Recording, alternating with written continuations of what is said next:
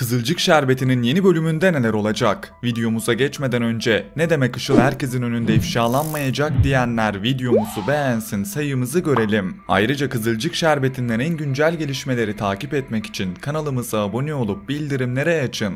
Dizimizin son bölümüyle beraber yeni bölüme dair beklentimiz arttı. Mustafa'nın kendi hisseleri karşılığı Asil'den Işıl'la ilgili delilleri istemesi, Asil'in de bu duruma dünden razı olması ve devamında yaşanacaklar heyecan dolu sahnelere yer hazırlayacak. İlk olarak Işıl'ın sonunun nasıl geleceğiyle başlayalım.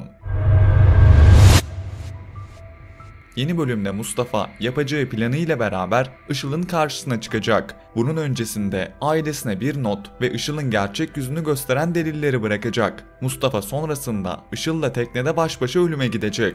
Biz izleyiciler Işıl'ın sonunun adım adım gelmesini ve bir yüzleşme sahnesinde onun gerçek yüzünün ortaya çıkmasını isterken senaristler Işıl'ın sonunu bir anda getirecek ve adeta yaptıkları yanına kâr kalacak. Özellikle Mustafa'nın bunca çektiği acıdan sonra bir de Işıl'la beraber kendi sonunu getirecek olması hikaye açısından ayrı kötü bir son hazırladı. Biz izleyiciler Işıl'ın sonunun gelmesinin ardından Mustafa'nın haklılığının ortaya çıkmasını ve psikolojisini toparlamasını bekliyorduk. Ancak bu sahnelerin hiçbiri yaşanmadı ve Mustafa'nın vedası yeni bölümle beraber gerçekleşecek. Işıl'ın sonunun ne şekilde geleceğinden bahsettik. Şimdi gelelim Firaz'a. Yeni bölümde Nursema, Firaz'ın ihanetiyle yüzleşecek. Bu durum Nursema'yı derinden sarsa da Firaz'dan hamile kalmadığı için bu duruma şükredecek. Önceki analizlerimde Nursema'nın bu gerçeği öğrendiğinde hamile olabileceği ihtimalinden bahsetmiştim. Bu durum öğrendiği gerçeğin yıkıcılığını daha da arttırırdı. Ancak senaristler bu yolu tercih etmedi. Fakat bunu bir şekilde bizlere gösterecekler. Firaz da yaptığı yanlıştan dönüp Nursema'ya sığınmak istedi. Ancak geçmiş insanların yakasını öyle kolay bırakmıyor. Firaz'ın bir bedel ödemesi gerekiyordu ve bu bedeli Nursema'yı kaybetmekle ödeyecek. Yeni bölümde Nursema ile Firaz'ın yüzleşmesinin ardından Firaz'ın kendisini affedemeyeceğini ve şehri terk edeceğini düşünüyorum. Firaz'ın vedası Nursema'nın hayatında yeni bir sayfa açmasına neden olacak. Burada Nursema'ya bir partner gelmemesi akıllara Asil Nursema birlikteliğini getiriyor. Asil karakteri dizimize ilk katıldığında Nursema ile Asil'in gelecek bölümlerde birbirlerine yakınlaşabileceği izleyicilerin düşünceleri arasındaydı. Asil'in her olayı çözücü kişiliği ve biraz daha ön plana çıkması Asil ile Nursema arasında yaşanabilecek bir hikaye için zemin hazırlıyor gibi. Asil karakteri başlarda saf kötü bir karakter gibi resmedilse de şu an geldiği noktada en başta kendi çıkarlarını düşünen ama tamamen kötü bir karakter olmadığını gördük. Bundan dolayı böyle bir senaryo dikkat çekici olabilir. Ancak Asil Nursema'ya iyi gelir mi? Bu konuda şüphelerim oldukça fazla. Nursema'nın bugüne kadar kurduğu ilişkilere bakacak olursak ona en iyi gelen Rüzgar olmuştu. Gelecek bölümlerde yapım ekibi tarafından gelecek bir Rüzgar hamlesi dizinin düşen temposuna hareket kazandırabilir. Bu gelişmeleri takip edeceğiz ve bir durum olursa sizlerle paylaşacağız. Ayrıca sizlerin düşüncelerini yorumlar kısmında bekliyorum. Sizce Asil ve Nursema aşkı mı yoksa Rüzgar'ın geri dönüşü mü? Yorumlar kısmında düşüncelerinizi bizlerle paylaşın.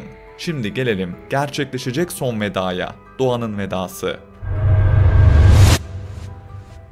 Doğa karakterini canlandıran Sıla Türkoğlu bu sezonun başında diziden ayrılmak istemiş ancak sonrasında devam etmişti. Sonrasında oyuncu tekrar ayrılmayı dile getirmiş ve yapımcı Faruk Turgut bu isteği kırmamıştı. Bu bölümle beraber Doğa karakterine veda edeceğiz. Açıkçası dizi Doğa ile Fatih aşkı ve bu aşkın ailelere nasıl sirayet edeceği konusu üzerineydi. Geldiğimiz noktada hem bu konudan çok sapıldı, Doğa ile Fatih birer yan karakter haline geldi, hem de oyuncu kendi isteğiyle projeden ayrılmak istedi. Bundan dolayı bu konuda denilebilecek pek bir şey yok. Sadece Doğa ile Fatih uyumunun harcandığını düşünüyorum. Bu ikiliye birçok senaryo yazılabilecekken konunun sürekli tekrara düşmesi ve aldatma kavga döngüsünden çıkamaması durumu buralara getirdi. Peki Doğan'ın vedası ne şekilde olacak? Gelelim bu sorunun cevabına. Son bölümde Kıvılcım kendisine gelen tehditlere boyun eğmemiş ve büyük sırları açığa çıkaracak günlüğe ulaşmıştı. Bu günlükte yazanlar hem gerçekleri ortaya çıkarıp Ömer'i özgürlüğüne kavuşturacak hem de Kıvılcım için büyük bir acıya zemin hazırlayacak. Yeşim'i en başından beri Ömer'in öldürmediğini, Furkan'ın öldürdüğünü sizlere defalarca söyledim. Ancak hem bu günlüğün ortaya çıkması hem ailenin şüpheci tavırlarının ardından Yeşim ailesinin öldürdüğünü düşünmeye başladım. Yeni bölümde Kıvılcım bu gerçeği aydınlatacak ve Ömer'i özgürlüğüne kavuşturacak. Ancak bu ailenin Kıvılcım'a büyük bir acı yaşatmak isteyeceklerini ve burada Doğan'ın hayatına son vereceklerini düşünüyorum. Kıvılcım, Ömer'i ihbar ederken evlatlarını düşünmüş ve bu zor kararı bu şekilde vermişti. Olay dönüp dolaştı, Ömer özgürlüğüne kavuştu ancak Kıvılcım evladı Doğa'yı koruyamayacak ve yeni bölümde Doğan'ın hayatını kaybettiğini izleyeceğiz. Bu durum herkesin hayatında derin yaralar açacak ve bundan sonra bambaşka bir Kızılcık Şerbeti izleyeceğiz. Şimdi gelelim vedaların ardından yaşanacak gelişmelere.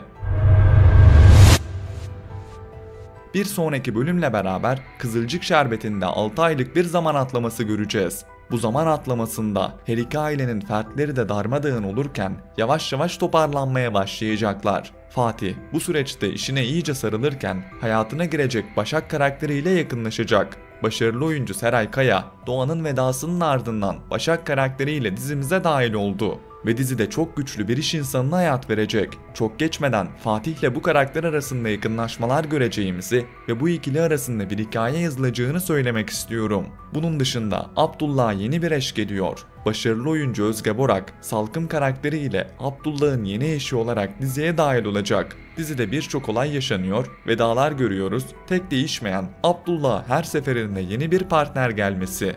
Salkım karakterinin evdeki kontrolü eline alacağını ve otoriter bir figür olacağını düşünüyorum. Bunun dışında Hakan Karahan, Tuncay adlı iş insanı rolüyle Ömer'e rakip olarak dizimize dahil olacak. Burada Tuncay ve Kıvılcım arasında yakınlaşmalar izleyebiliriz. Bu da Ömer'in bu karakterle sürtüşmeler yaşamasına sebebiyet verebilir. Ve son olarak Çimen'e partner olarak gelecek Emir karakterine bakalım.